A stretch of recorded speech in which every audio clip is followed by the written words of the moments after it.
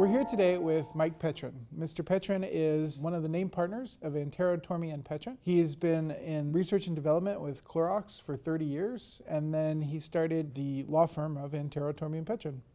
So, Mr. Petrin, thank you for coming. We really appreciate you being here. Well, thank you for inviting me in today. Yeah. So, what kind of law do you practice? I'm an intellectual property attorney, and a lot of people ask, what is intellectual property? And it's an oddball. It's not something like real estate that is a piece of land, or your car, which is a piece of personal property.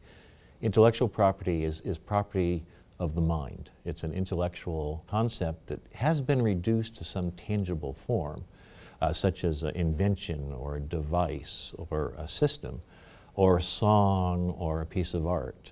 Something of that nature, which is part of the creative process, comes from the mind, and also requires protection because, as you know, it's easy to copy a music track and send it off to a friend.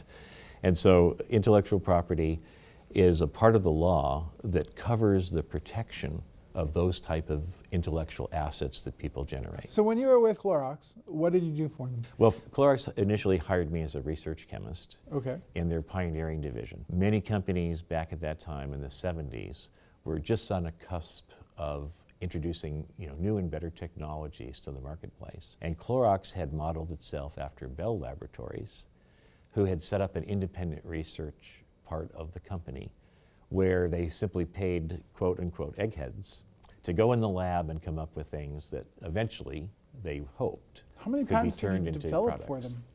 Well, Clorox has a pretty good patent portfolio, Sure. over several thousand patents, both U.S. and the world. I myself have about 10 patents with Clorox. So walk me through that. Somebody has a concept, and so from concept to fruition, how does it happen? How do you actually get something on the shelf? Concept is the most important part. And I would say in our product development cycles, more time was spent in the very initial concept and prototyping stage than in any other part of the process. How long would you say? Well, depending on the type and complexity, for a consumer products company, the timeline is usually as short as a year or as long as 2 to 3 years, depending on the level of complexity. And it might start something like this. Clorox introduced a series of natural green products, Greenworks. It was based on the premise that in the past, cleaning chemicals and things that you use in your home were harsh, they were unfriendly, they were synthetic. Many people who were more health conscious and more cognizant of the effects of chemicals on the environment started to look for and buy these alternative chemistry-free cleaning products. Yeah, I think Tide just came out with something like that where they drop it in and the laundry detergent is supposed to be free and clear, I think is their branding for it. Exactly. Yeah, so you kind of helped launch that into the marketplace there. Yes, and strange to think that a big company like Clorox, which you think of as a chemical company, making a natural product.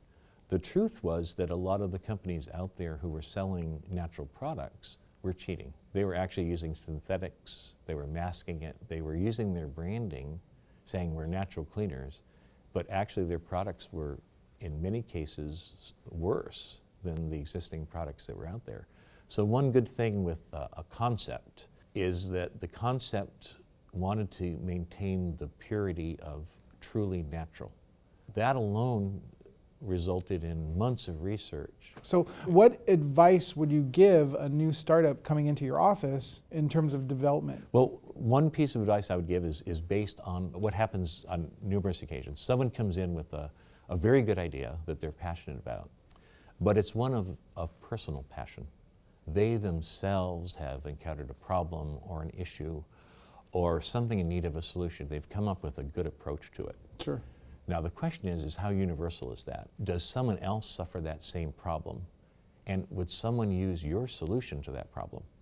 So one of my first pieces of advice is to shop that idea around. And of course, as an intellectual property attorney, I have to say, be careful who you tell it to, but that's where your friends and family network come in as a perfect solution. Tell your friends, tell your family, get their feedback, get some third-party, realistic, and truthful advice that you can trust about your concept.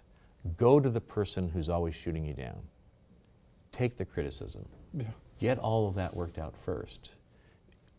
Take off the rose-colored glasses. You may have a great idea. It may be great to you, but it's got to be great in someone else's eyes to be successful. What advice would you give to somebody looking for an attorney?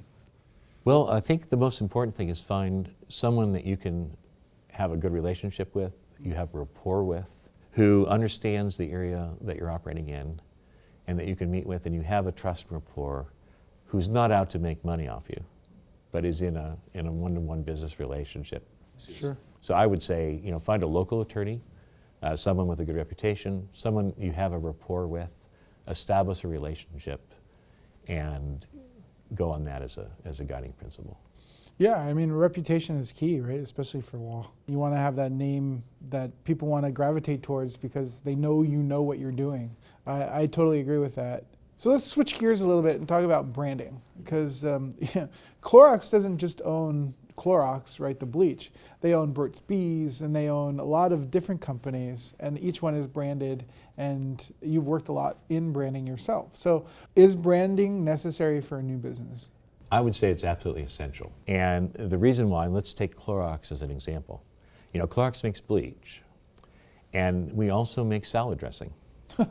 Now, I don't know about you, but if I found out the company I'm enjoying my salad dressing from is making bleach, my first thought is, well, I don't know if I want to continue to buy that product or not.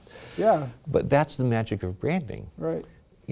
Their salad dressing line has been branded and is so unique and independent. It has created its virtual own identity. It's not associated with the parent company at all. What is their salad dressing? Well, we have Hidden Valley Ranch. That's owned by Clorox? That's owned by Clorox. Wow, yeah, and you see those commercials and all that stuff all the time, and Yeah. it seems like it's totally unique to Hidden Valley Ranch. I would have never in a million years thought Hidden Valley Ranch was part of Clorox. Yeah. And of course, it's not made at the Clorox bleach factory. Right, yeah, totally, yeah, they buy stuff up, sure. Yeah, it's made in a wonderful food factory with all the precautions and safety that's required. Yet, the first impression you have, if something is misbranded or it's not branded correctly, it can really be a negative either by a direct or indirect association. Sure. Well, thank you so much for being here. We really appreciate your time. It's been great. Thank you guys for tuning in, and we'll see you next time on The Entrepreneur and You.